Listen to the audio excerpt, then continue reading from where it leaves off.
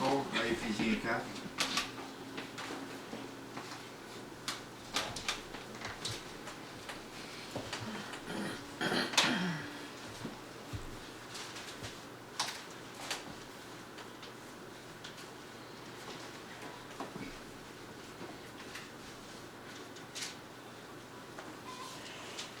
On va lire à partir du verset 11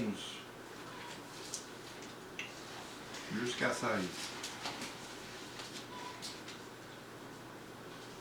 Et il a donné les uns comme apôtres, les autres comme prophètes, les autres comme évangélistes, les autres comme pasteurs et docteurs, pour le perfectionnement des saints en vue de l'œuvre du ministère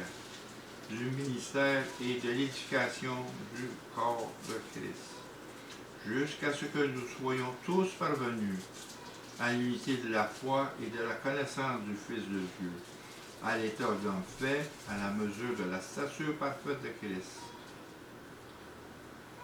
afin que nous soyons plus des enfants flottants et emportés à tout vent de doctrine, par la tromperie des hommes, par leur ruse dans les moyens de séduction. Mais que, professant la vérité dans la charité, nous croissions à tout égard en celui qui est le chef, Christ. C'est de lui, et grâce à tous les liens de son assistance, que le corps bien coordonné, formant un solide assemblage, tire un accroissement, selon la force qui convient à chacun de ses parties, et s'édifie lui-même dans la charité.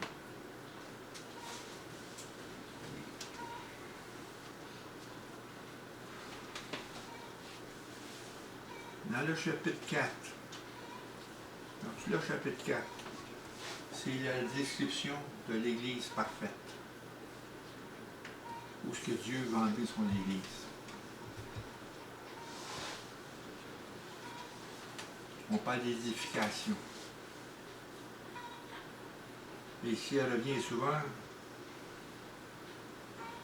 on parle d'édification, on est là pour l'édification du corps de Christ, de chacun de nous.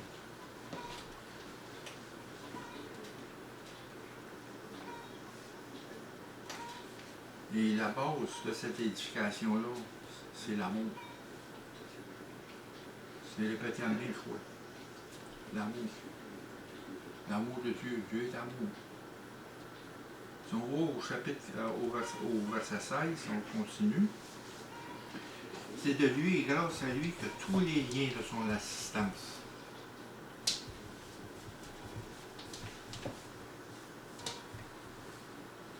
Que tout le corps, bien coordonné et formant un solide assemblage, tire son accroissement selon la force qui convient à chacune de ses parties et s'édifie lui-même dans la charité. La charité qui est l'amour du Christ. Quand il dit ici au début, c'est de lui et grâce à tous les liens de son assistance.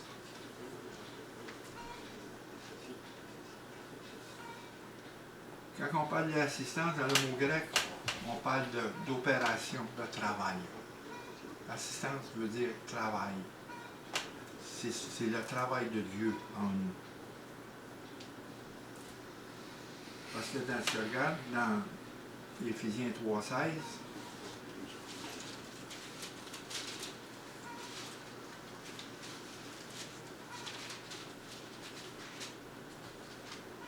afin qu'il nous donne la richesse de sa gloire, d'être puissamment fortifié par son esprit dans l'homme intérieur.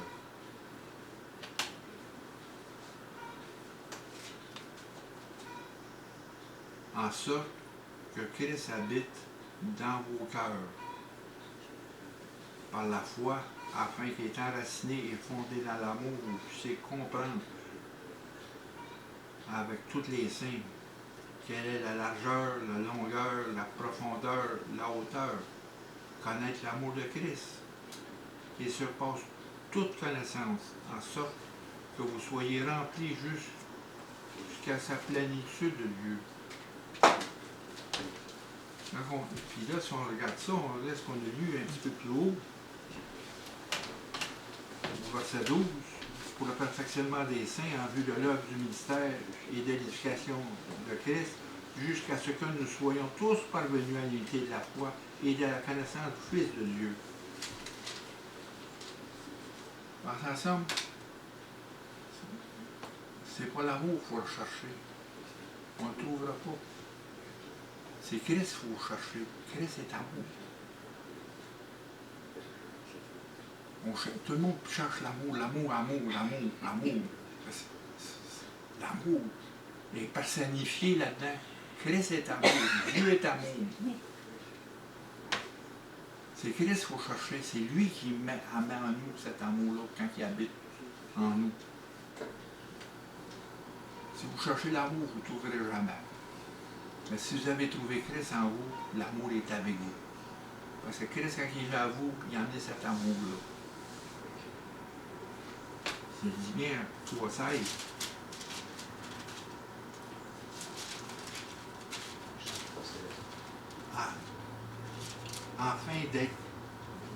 Afin qu'il vous donne, selon la richesse de sa gloire, d'être puissamment fortifié par son esprit. Car c'est l'Esprit Saint qui nous édifie. C'est l'Esprit Saint qui nous... On est édifié par l'Esprit Saint.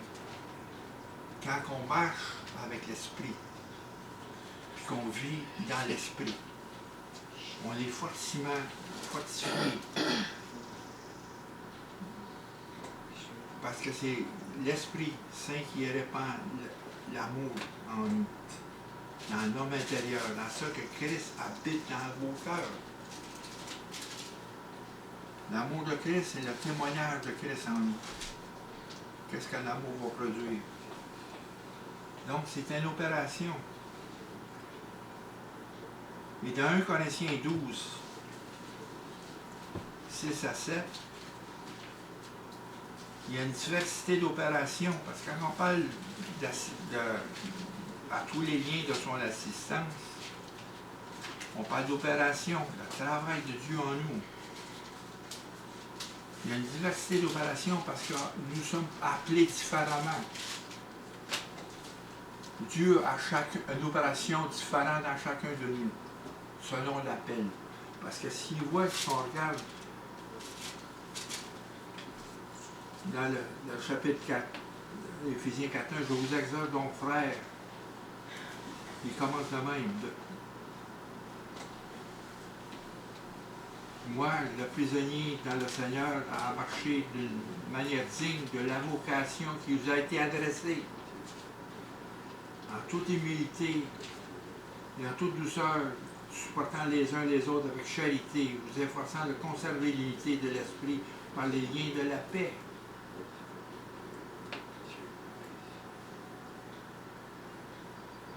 Puis au verset 4, il y a un seul corps, un seul esprit. Comme aussi vous avez été appelés à une seule espérance par votre vocation. C'est-à-dire vocation, ça veut dire être appelé. Ça vient du mot latin vocare, qui veut dire appeler. Une vocation, c'est un appel que Dieu fait dans chacun de nous, dans le corps. Il y a une opération. C'est Dieu qui opère. C'est pour ça qu'il nous a donné l'Esprit Saint. C'est l'Esprit Saint qui nous conduit, c'est l'Esprit Saint qui nous édifie. Puis ici, il dit, dans 1 Corinthiens 12, 6, chapitre 12, versets 6 et 7, il y a une diversité d'opérations, mais le même Dieu qui opère tout en tous. Et au verset 7, il dit, or, à chacun, la manifestation de l'Esprit est donnée pour l'utilité commune. La manifestation, ça veut dire l'opération de l'Esprit dans vous, le travail de l'Esprit Saint. Quand il dit, est puissamment fortifié, c'est l'Esprit Saint, c'est la puissance. Parce que l'Esprit Saint, quand on est à Christ, on l'a reçu. Mais c'est pas juste l'affaire de le savoir. Il faut prier Jésus pour être rempli de l'Esprit Saint, de sa puissance. Ça ne s'arrête pas là. On a reçu la présence de l'Esprit Saint. Il est en nous. Mais il faut prier Jésus qu'on soit rempli de l'Esprit Saint, qu'on soit rempli de sa puissance. Parce qu'en ce moment, il ne faut pas faire de cette Église une Église morte, mais une Église vivante. Quand l'Esprit Saint est là, l'Église est vivante. Parce que l'Église nous communique en chacun de nous. C'est les liens. C'est pour ça, c'est de lui et grâce à tous les liens de son assistance. On parle qu'à chacun nous a donné la manifestation de l'Esprit dans différentes diversités d'opérations. Parce qu'on n'a pas été appelés de la même manière, pour le même but. Le bras ne peut pas être la jambe. La bouche ne peut pas être l'oreille. On ne peut pas tout être la bouche. Mais ça prend des oreilles, ça prend des yeux, ça prend pour marcher, pour être un corps. Ça prend une diversité d'opérations dans différents membres. Puis, quand on a la manifestation de l'Esprit, en sorte que Christ habite dans vos cœurs par la foi, afin d'être enraciné et fondé dans l'amour. Éphésiens 3, 17. En sorte que Christ habite dans vos cœurs par la foi. Afin qu'étant enraciné, c'est que cet amour-là s'enracine en vous. Il faut qu'elle prenne ses racines. Il faut laisser la manifestation de l'Esprit pour enraciner cet amour en nous. Plus que cet amour va être en nous, les liens vont être encore plus solides entre nous. Dans la communion, en Christ et avec Christ, Christ est avec nous, il y a une harmonie dans son corps. Christ opère tout en nous, dans les liens qui tissent entre nous. C'est l'amour qui s'enracine, c'est ces liens-là. Quand on a dit au début, dans 1 Corinthiens 8, 1, la connaissance entre, mais l'amour édifie. On parle d'édification par l'amour. Dieu est amour. Nous le servons dans le ministère ou les ministères dans lesquels nous sommes appelés pour les unités communes du corps. Parce que chacun de nos ministères, c'est le ministère de Christ dans chacun de nous pour l'édification du corps. Parce que le corps s'édifie par lui-même, comme si c'était à la fin. Et avoir l'homme intérieur fortifié par l'Esprit, comme on a vu dans 3, 16, 17, c'est de soumettre toujours plus nos sentiments. Quand on regarde ici Éphésiens 3, 16,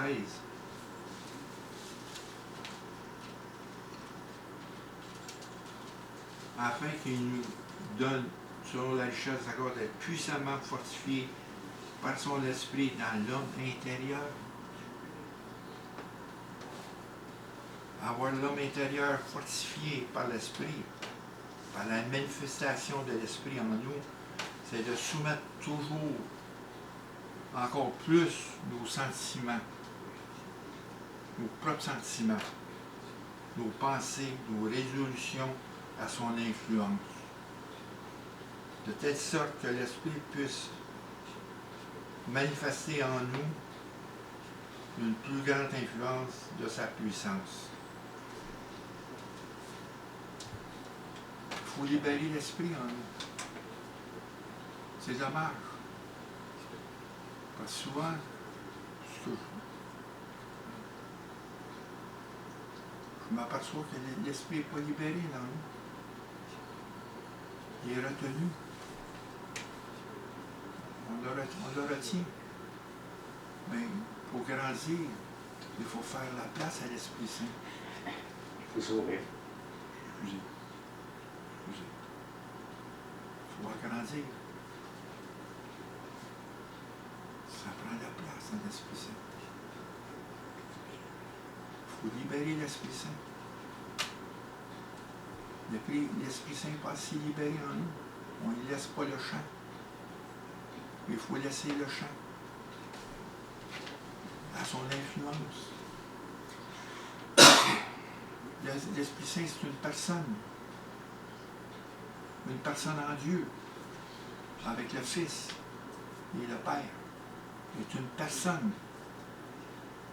C'est pas juste quelque chose d'un nuage, là. On parle d'esprit. C'est une personne. Une personne.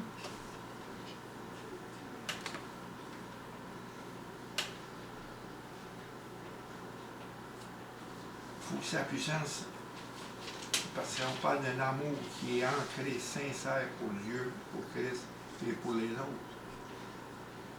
Quand on parle d'un amour qui est ancré, qui est enraciné, c'est un amour pour Dieu et pour tous les autres. La communion avec Dieu par notre Seigneur Jésus-Christ. Parce qu'on a lu dans Jean 17, la prière de Jésus, qu'on soit un avec lui et le Père. On forme un corps.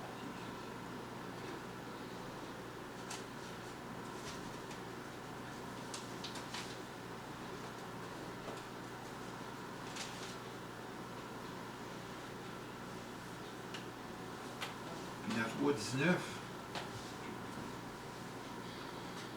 il dit connaître l'amour de Christ qui surpasse toute connaissance en sorte que vous soyez remplis jusqu'à la plénitude de Dieu. C'est ça. Il faut prier que Jésus vous remplisse de l'Esprit, de sa puissance. La puissance de l'Esprit. C'est pas juste la présence de l'Esprit. Mais il faut que sa puissance soit libérée. Avoir conscience de l'amour de Christ, pour nous, nous soyons remplis jusqu'à toute la plénitude de Dieu. Dieu est amour. Dieu a mis, si on voit les Colossiens,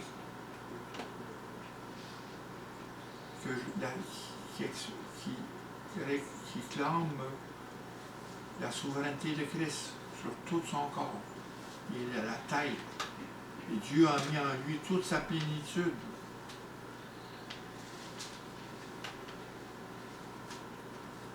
Comme nous sommes prédestinés à être semblables à l'image de son Fils, afin que son Fils fût le premier d'entre plusieurs frères. C'est pour ça, dans le chapitre 4, verset 15, dans Éphésiens, nous croissons à tout égard à ce qui est le chef, Christ.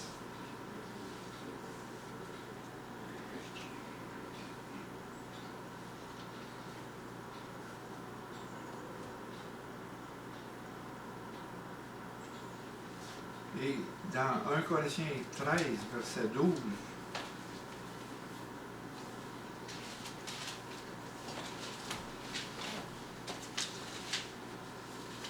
aujourd'hui, nous voyons au moyen d'un miroir,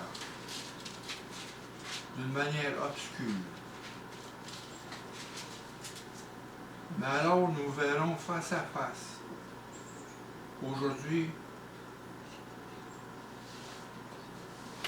je connais en partie.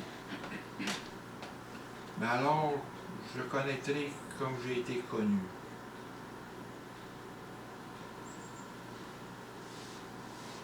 On parle d'un miroir. Nous voyons au moyen d'un miroir.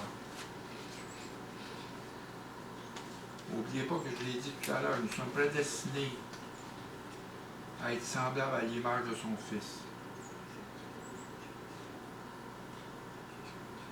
Il faut aller voir plus haut que le salut, notre délivrance du péché.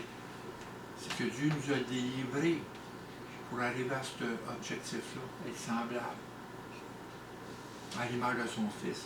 Comme il dit ici, dans Éphésiens 4, on revient à ça au verset 13, jusqu'à ce que nous soyons tous parvenus à l'unité de la foi et de la connaissance du Fils de Dieu, à l'état d'homme fait à la mesure de la stature parfaite de Christ. En Christ, en ce moment, nous sommes parfaits, nous sommes saints. Puis quand notre corps sera ressuscité, notre corps va être changé au complet. On va devenir la stature parfaite de Christ.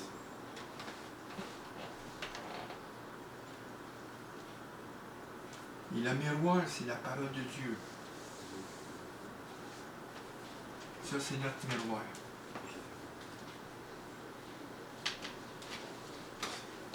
C'est là qu'on voit le péché. On voit notre défaillance. Mais, par-dessus tout ça, on voit la grâce de Dieu. À travers tout ça, il faut nous délivrer. Pas juste nous délivrer du péché, mais nous délivrer de la loi qui nous condamne. On n'est plus sous la loi du péché, qui nous pointe le doigt vers nous, qui essaie de nous ramener sur les choses antérieures.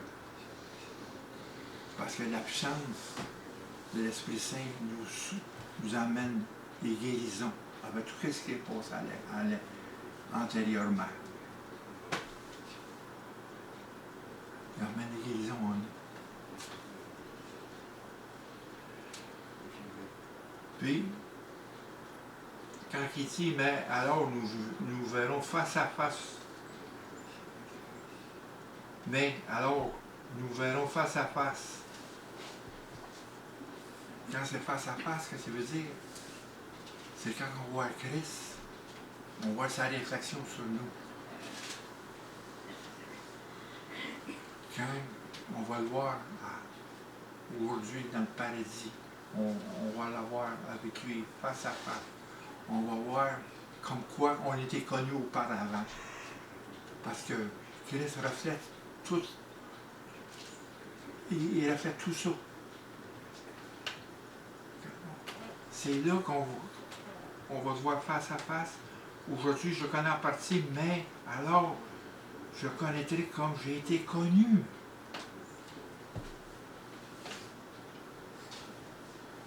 C'est là qu'on est délivré. Christ est en nous.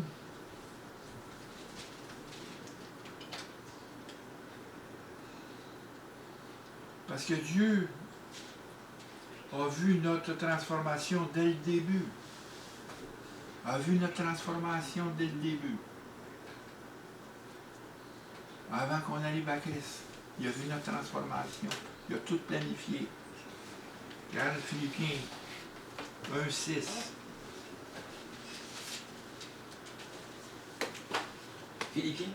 Philippiens 1,6. Je suis persuadé que celui qui commence en vous cette bonne œuvre la rendra parfaite pour le jour de Jésus-Christ.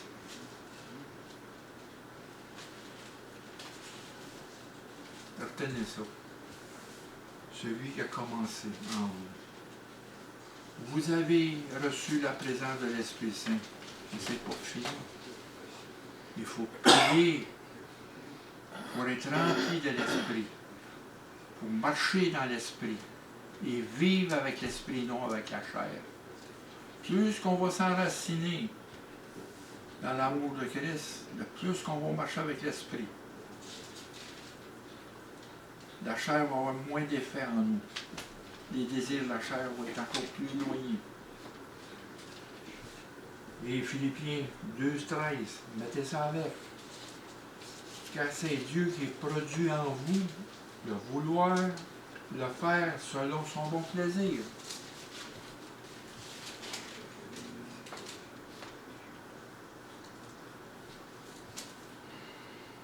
Vous savez l'objectif de Dieu dans tout ça? C'est sa gloire. Dieu se glorifie. Quand l'homme a péché au début, il était séparé de la gloire de Dieu. Il était banni du jardin. Mais avec Christ, qu'est-ce qui s'en vient? On fait un retour au jardin. Quand on va avoir des nouvelles terres et des nouveaux cieux, et que la nouvelle Jérusalem va descendre avec Dieu et les hommes. La nouvelle Église. La nouvelle Jérusalem. Un retour dans le jardin. C'est un retour. Et là, c'est là que la gloire de Dieu revient. La gloire de Dieu est revenue en nous quand nous avons reçu Jésus et que nous avons cru en lui. Que nous croyons en lui qui est le Fils de Dieu.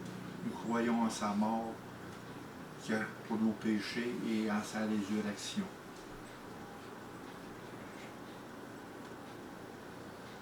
Là, la gloire de Dieu revient parce que Jésus nous a baptisés dans l'Esprit. La fidélité de Dieu est toujours efficace pour tous ceux qui espèrent en lui.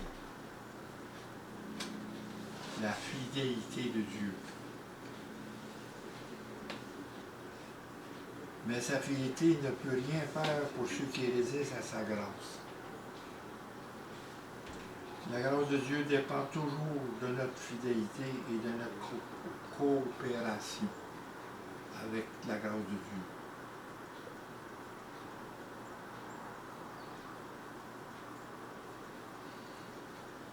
On ne peut pas dire on bâtit ensemble et après dire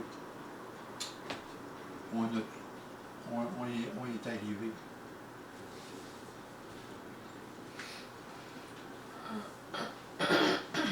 Il faut dépendre de Dieu, dépendre de l'Esprit Saint. C'est un élément qu'on oublie, l'Esprit Saint. L'Esprit Saint est en nous. C'est pas juste par la parole, mais en nous, sa puissance.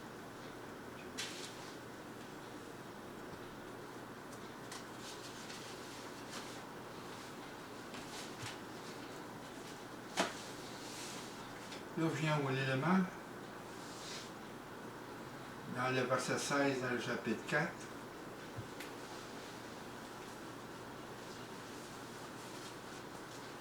Que tout le corps bien coordonné et formant un solide assemblage.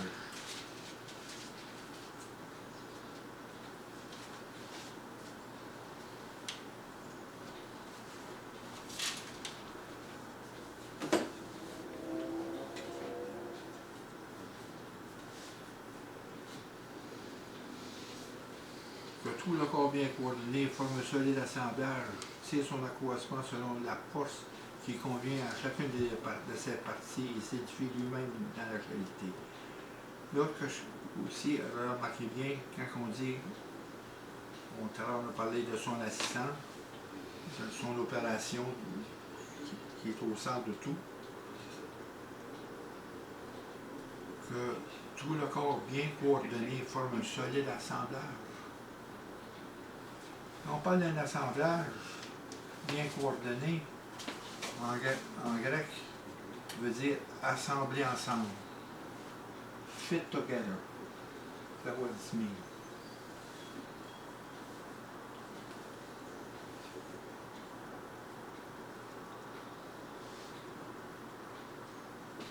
Si on va dans Éphésiens 2:20, on voit la même chose quand on parle de...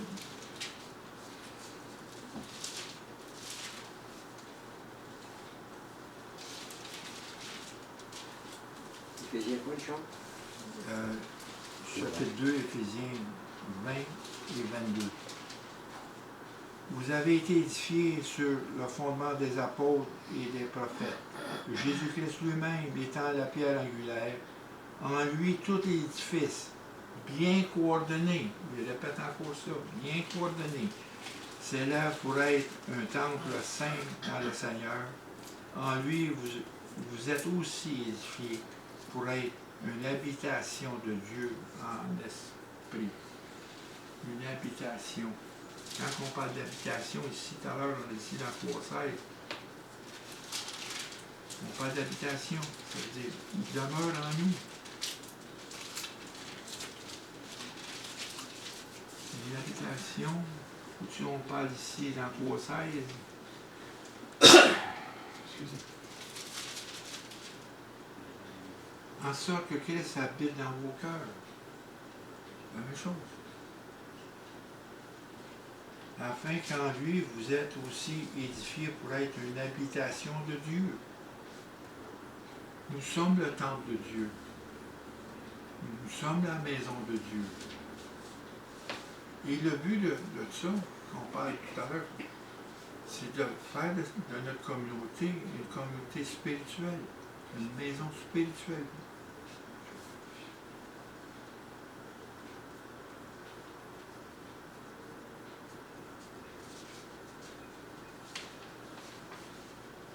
Puis après ça, dans 1 Corinthiens, au chapitre 12, 18,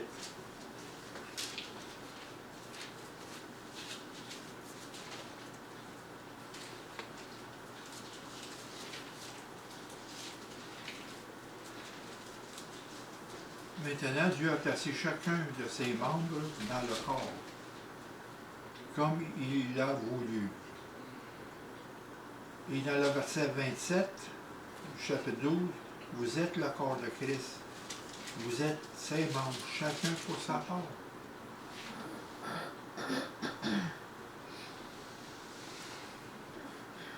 Dieu nous lie tous ensemble. Dans chacun de nous qui faisons partie du corps, selon où il nous a placés. Il y a une diversité, mais un seul corps. Une diversité d'opération, de ministère et d'opération, mais un seul Seigneur, l'Esprit Saint. Si on voit dans 4.11,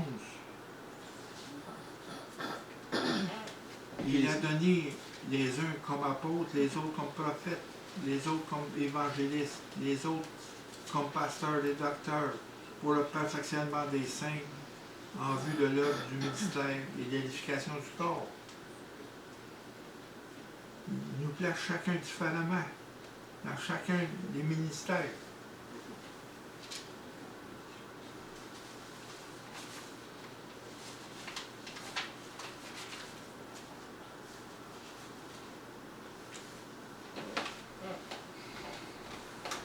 Pour en venir à ça,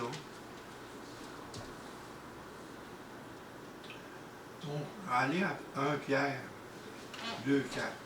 Quand on parle qu'il y a une diversité qui nous a placés où qu'il y a voulu, il y a une bonne illustration ici. C'est le chat. 1 Pierre, chapitre 2, verset 4. On a le temps, ça c'est ça, on peut-être arrêter là aujourd'hui. Ça c'est un point, ça. Approchez-vous de lui, pierre vivante, rejetée par les hommes, mais choisie et précieuse devant Dieu. Et vous-même, comme les pierres vivantes, édifiez-vous pour former une maison spirituelle. Un saint sacerdoce afin d'offrir des victimes spirituelles agréables à Dieu et par Jésus-Christ. Tout à l'heure, je parlais de communauté spirituelle, mais ici aussi, édifiez-vous pour former une maison spirituelle.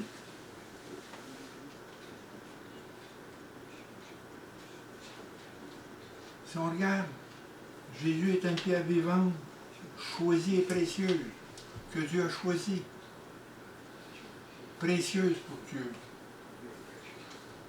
Ainsi que nous aussi, nous sommes des pierres vivantes, choisies. Dieu nous a choisis et précieuses parce que chaque pierre a son importance. On a toute son importance devant à Dieu. Nous sommes choisis. Jésus a choisi ses 12 apôtres. Il les a choisis. Jésus a dit, c'est moi qui vous ai choisis. Si on voit dans Jean 6, quand Jésus a dit, c'est déclaré, je suis le pain du ciel, et vous allez manger de ce pain. Et tous les disciples sont départis de ça. Puis Jésus s'est retourné vers les apôtres. Il dit, vous devez partir, vous, avec? Et Pierre, non. Tu es le Saint, tu es le Christ. Et c'est moi qui vous ai choisi. Quand on parle d'une pierre précieuse,